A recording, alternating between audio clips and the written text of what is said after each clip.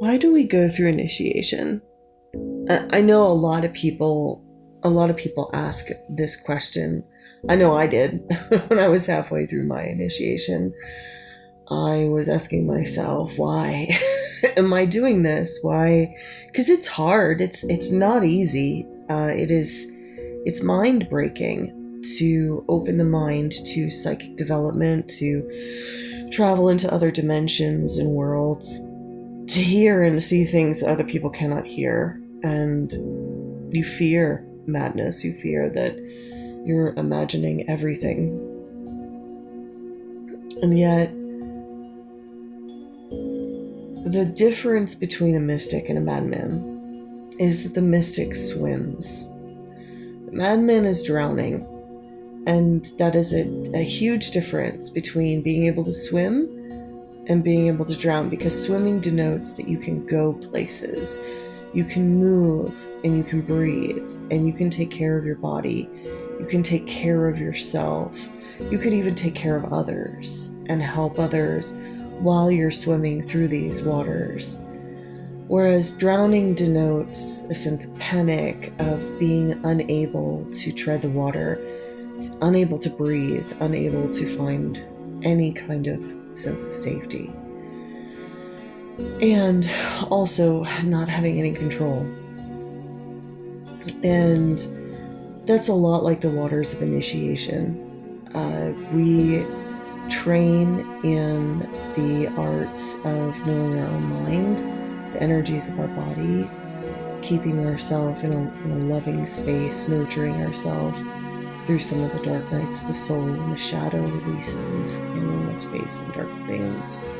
And then we also learn how to, dive into new experiences, be curious about things happening, sit and meditate instead of trying to seek validation from others.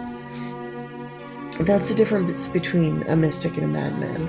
A mystic swims, and learning emotional and mental discipline is going to be your best bet into navigating through the waters of initiation.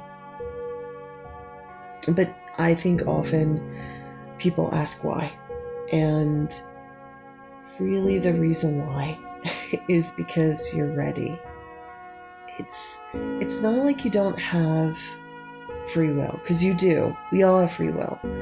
The thing is, it's like, yes, you have free will, but do you really want to just keep doing the same old material reality things, the things in this world, like, just another job, just another relationship, just another family drama, lifetime after lifetime after lifetime? There comes a point where the soul wants more. It is struggling against its confinement. The Ouroboros is tired of eating its own tail and chasing cycle after cycle after cycle and wanting something new. And that beautiful desire, and it's in every human, you can't stop it. It's part of consciousness. Consciousness just wants something new. What's new? What's the next thing on the horizon? What's the next thing to discover? It's built into us. It's the nature of consciousness, is to discover new worlds, new realms, new states of being. We want to learn. We want to grow.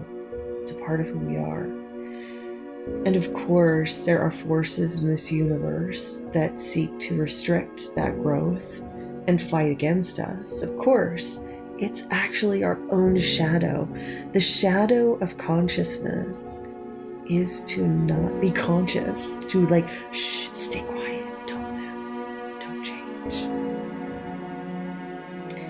But the problem is, consciousness will always seek to evolve, regardless of its shadow that seems to always nip at its heels to try to drag it back down into non-changing forms. And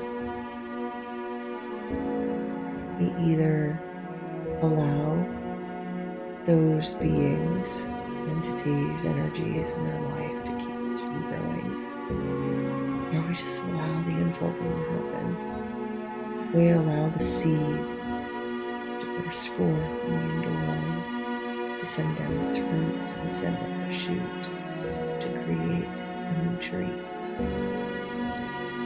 And we allow that. We let the sun and the water and the soil give us a new opportunity for growth. And growth isn't always comfortable. In fact, it's most likely going to be uncomfortable. Any birth often requires a lot of pain. And, we make mistakes sometimes, and we get lost, and sometimes we even hate the process, and we become that force of like trying to fight against consciousness, wanting to burst forth into a new form. And it comes in so many different ways. Everybody is seeking consciousness in their own way, and that's why we can't really judge. As I've grown as an initiate in the occult arts over the years, I've realized that everybody comes to initiation in a different way. Some through, traditional mystery schools, some through just simply waking up every morning and staring at the sun, some through, helping others and doing good works in the world, some through relationships. It's all different. Everybody becomes awakened and an initiate to the mysteries of the multiverse in many different ways. But I like the quote that Buddha says, and he says, enlightenment comes in many forms, but one thing it always comes with is that it feels like freedom. That's when the Ouroboros stops chasing his tail, decides to unravel and move into a greater state of being, maybe grow. Now it's a bigger snake. It's a bigger field of experience. And with that, once the soul gets a taste of liberation, it never wants to go back in those old boxes again. So my advice to all you seekers out there is just trust the process. Your higher self knows what's going on. You got this. Learn to love. Give kindness where you can. Help anyone you find, because this world is filled with a lot of people who need a lot of love. Use your intuition. Follow your heart.